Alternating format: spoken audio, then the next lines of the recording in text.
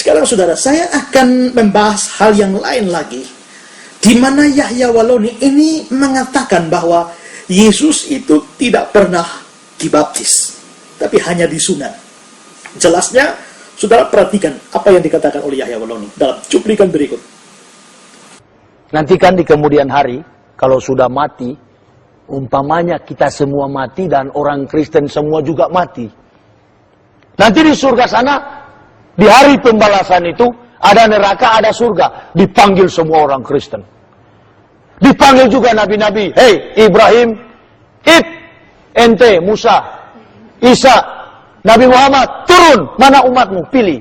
Wah, baru Allah panggil sama Isa alaihissalam. Betul selama di dunia, kamu ajarkan bahwa nggak usah sunat tapi baptis aja. Wah, Isa bilang nggak begitu. Jangankan Al-Quran, di dalam kitab sucinya dia sendiri, saya tidak pernah dibaptis, tapi saya disunat, kata Isa. Allah bilang, coba buktikan. Mana Bibelmu? Lukas 2 ayat 21. Isa nggak dibaptis, disunat. Yesus nggak dibaptis, tapi disunat.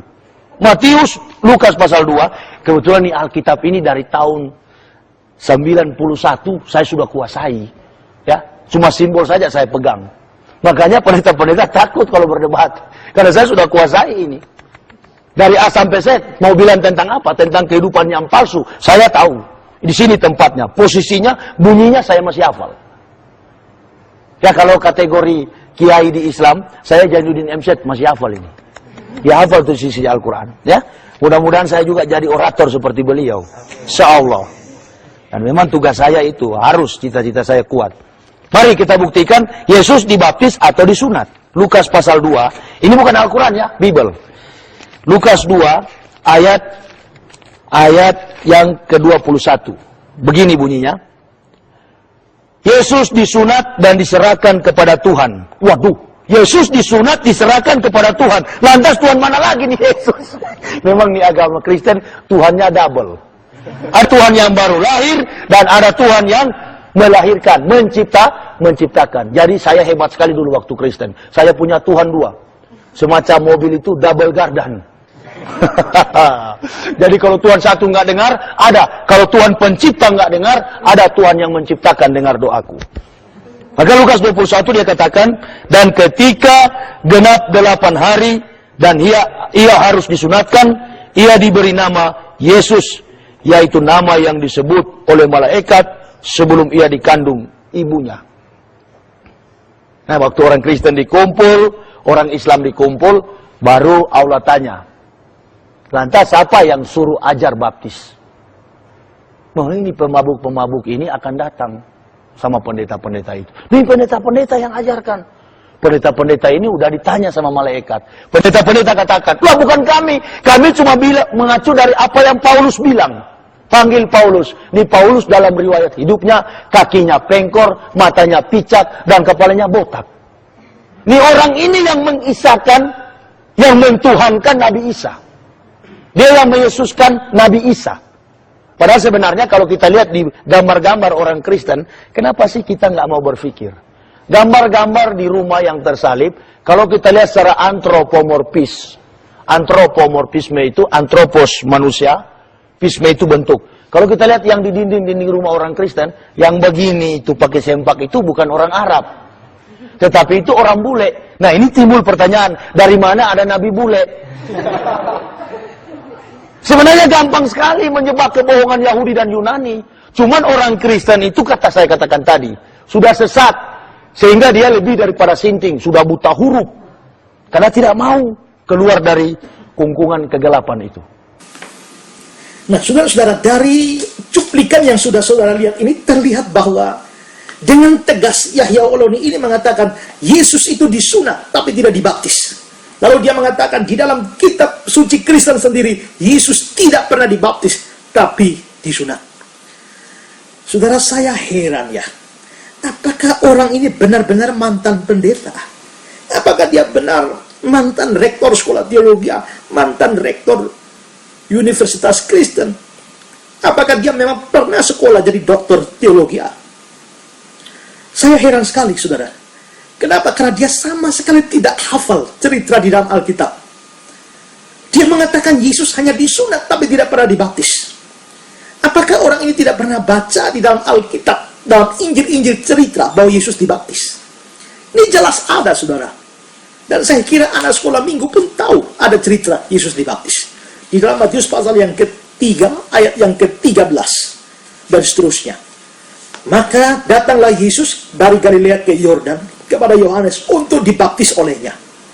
Tetapi Yohanes mencegah dia, katanya, "Akulah yang perlu dibaptis olehmu, dan engkau datang kepadaku." Lalu Yesus menjawab, katanya kepadanya, "Biarlah hal itu terjadi, karena demikianlah sepatutnya kita menggenapkan seluruh kehendak Allah." Dan Yohanes pun menurutinya. Ayat 16. Sesudah dibaptis, Yesus segera keluar dari air, dan pada waktu itu juga langit terbuka, dan dia melihat Roh Allah seperti burung merpati turun ke atasnya. Lalu terdengarlah suara dari surga mengatakan, "Inilah anakku yang kukasihi, kepadanya lah aku berkenan." Jadi dari sini sudah jelas-jelas ada kisahnya di dalam Alkitab, ada ceritanya di dalam Alkitab bahwa Yesus dibaptis. Yesus juga memang disunat. Jadi yang benar adalah bahwa Yesus itu disunat plus dibaptis. Tapi Yahya Waloni mengatakan Yesusnya disunat tapi tidak dibaptis. Yahya, saya heran, anak sekolah minggu di gereja saya kok bisa lebih pintar dari kamu. Dan kamu sama sekali tidak menguasai Alkitab. Tetapi kamu berkoar-koar.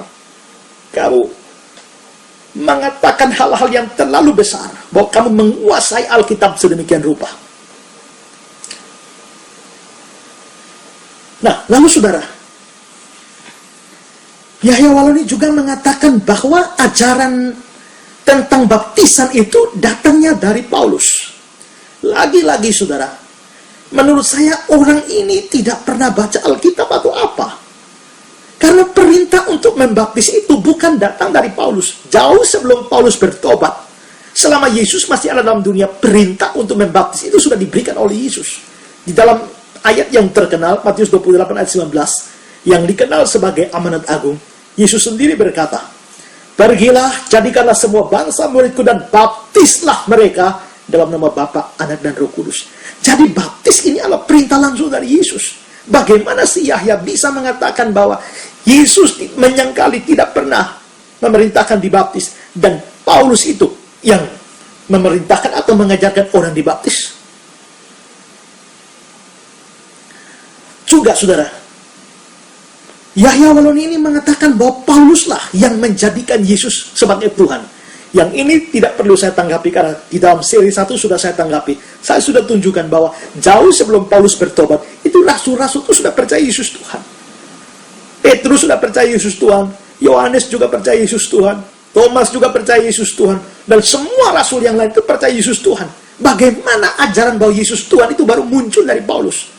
Paulus itu meneruskan pengajaran yang sudah ada dan sudah dipercayai oleh para rasul. Karena itu adalah omong kosong kalau mengatakan bahwa Yesus itu menjadi Tuhan, itu karena doktrin atau karena ajarannya Paulus. Juga saudara, tadi kita lihat baik-baik yang dikatakan oleh Yahya Waloni. Dia mengatakan bahwa gambar Yesus yang tersalib itu adalah gambar bule, bukan orang Arab. Dan lalu dia mengatakan, mana ada nabi bule. Saudara-saudara, perlu dipikirkan ya, perlu ditanggap ini baik-baik. Siapa orang Kristen yang menganggap bahwa gambar Yesus yang populer-populer di kalender dan di gambar-gambar itu adalah wajah Yesus yang asli? Itu jelas anggapan yang salah, saudara. Orang Kristen tidak pernah menganggap bahwa gambar-gambar yang populer itu adalah wajah Yesus yang asli. Tidak.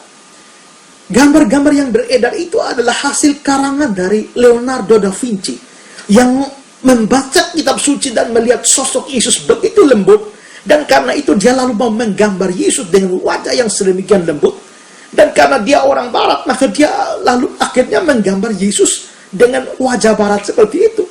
Tapi itu kan karangan artis. Kita tidak pernah menganggap bahwa wajah Yesus yang asli itu memang seperti itu. Zaman itu belum ada gambar, belum ada foto, belum ada kamera dan sebagainya. Dari mana orang tahu wajah Yesus yang asli?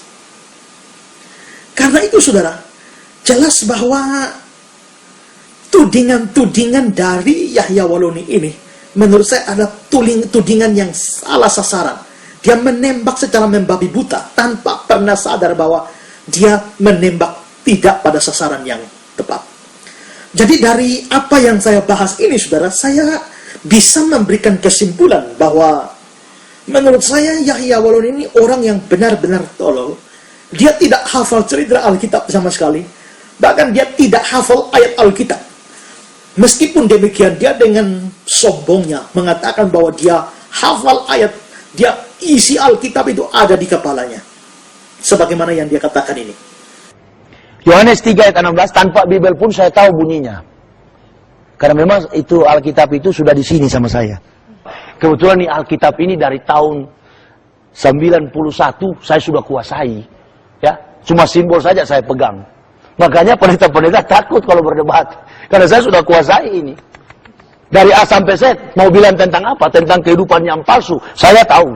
Di sini tempatnya, posisinya, bunyinya saya masih hafal. Karena itu saudara ya, layak kalau saya bilang bahwa omongan dari Yahya Waloni ini hanya bualan-bualan belaka, omong kosong dari orang yang bodoh. Juga, menurut saya yang percaya bualan-bualan ini, yang percaya omong kosong dia ini, lebih bodoh daripada dia. Jadi kalau dia mengatakan bahwa orang Kristen itu sinting, menurut saya tidak. Kita waras, Yahya lah yang sinting. Dia sendiri dalam cuplikan, entah cuplikan keberapa yang saya berikan, dia sendiri mengatakan bahwa dia memang dulu sinting sampai stadium 4. Lalu dia bilang sudah disembuhkan oleh Allah setelah dia masuk Islam. Karena dari sekian banyak orang sinting, saya yang paling sinting. Maka Allah bilang, ya sudah, karena itu yang paling berat sintingnya disadarkan dulu. Yang lain biar aja dulu, nanti sudah stadium 4 baru disembuhkan. Tapi menurut saya, saudara, tidak. Dia memang sinting stadium 4. Setelah dia jadi Islam, dia tambah sinting lagi. Karena itu, saudara, jangan percaya apa yang dia katakan. Jangan percaya bualan-bualan dia. Semua omong kosong yang tidak logis. Masih ada beberapa lagi yang akan saya tanggapi. Tapi nanti akan saya sambung pada kali yang akan datang dalam rangkaian pembahasan saya atau tanggapan saya terhadap bualan-bualan dari Yahya Waloni. Saya kira kali ini saya tanggapi sampai di sini dan Tuhan Yesus memberkati saudara.